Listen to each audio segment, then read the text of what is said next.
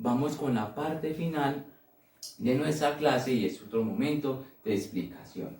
Muy bien, entonces tenemos dos mecanismos de participación democrática ya para finalizar, y es la iniciativa legislativa y por otra parte el referendo. Muy bien, entonces la iniciativa legislativa, si nosotros desglosamos esa palabrita, dice iniciativa, que se refiere a la toma de decisiones de una persona, llevar una propuesta y se lleva al campo legislativo. Muy bien, recordemos que dentro de las tres ramas del poder público hay una rama que se llama la rama legislativa. ¿De qué se encarga esa rama? Muy bien, de hacer las normas y las leyes en Colombia.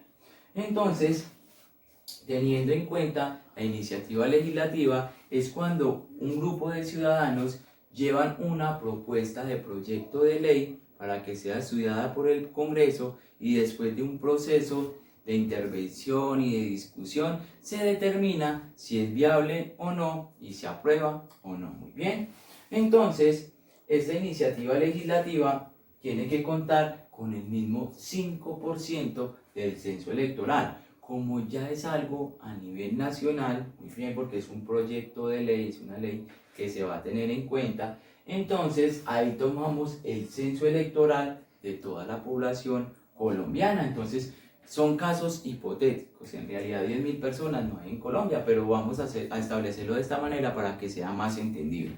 Entonces, suponiendo que hay 10.000 personas en Colombia, solamente en la última elección votaron 5.000, es decir, la mitad. Entonces, de este censo electoral, 500 personas que pertenecen a este 5% deben de firmar y establecer cuál es esa iniciativa legislativa que se pretende implementar. Entonces vamos a poner un ejemplo. Entonces, suponiendo que la iniciativa legislativa sea un subsidio que se den a todas las personas vulnerables. Muy bien, aquí ya tenemos una iniciativa legislativa y que va a ser un proyecto de ley, es decir, que se va a establecer en la ley colombiana.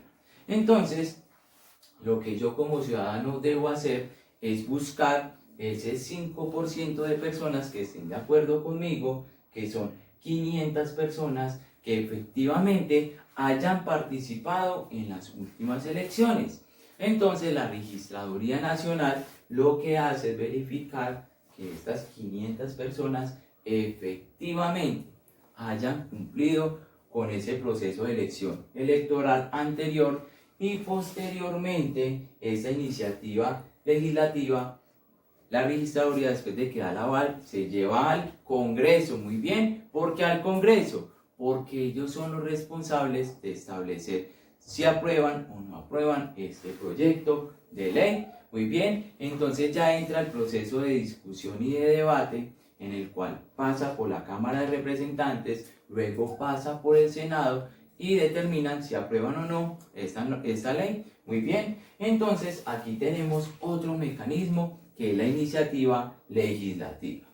Vamos ahora con el otro mecanismo de participación democrática y es el referendo. Muy bien, entonces el referendo es el mecanismo en el cual un ciudadano, un grupo de ciudadanos quieren tener en cuenta o establecer si están de acuerdo o no con una norma que esté establecida en la Constitución o en la ley colombiana. Entonces, para esto, vuelve y juega lo del 5%, es decir, tengo que buscar el 5% de la población del censo electoral, que son las mismas 500 personas, es decir, no son las mismas 500 personas, sino que sean 500 personas que hayan votado en las últimas elecciones y como tal se presenta la idea o la reforma que se le quiera hacer a esa ley. Muy bien, para que la eliminen o para que aprueben otra ley. Muy bien, resulta que estos referendos se dividen en dos tipos: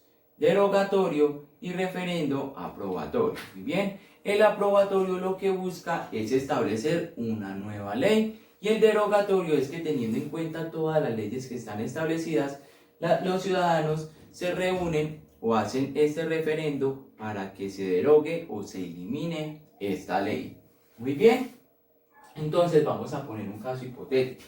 suponiendo de que queremos de que se apruebe la ley de que toda persona de 60 años se quede pensionada, muy bien, se dé el proceso de pensión en las personas de 60 años. Entonces, hoy en día se establece que más o menos una persona entre los 62 años ya puede ejercer ese derecho a la pensión después de que haya cotizado una semana, muy bien.